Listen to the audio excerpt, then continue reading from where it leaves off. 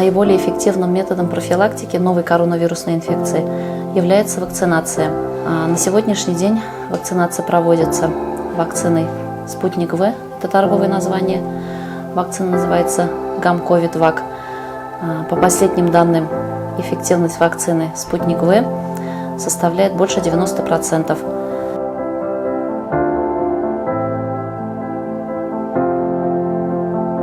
Зиятинова Сүрия, Иске Салауыш фабында фельдшер болып эшлейм.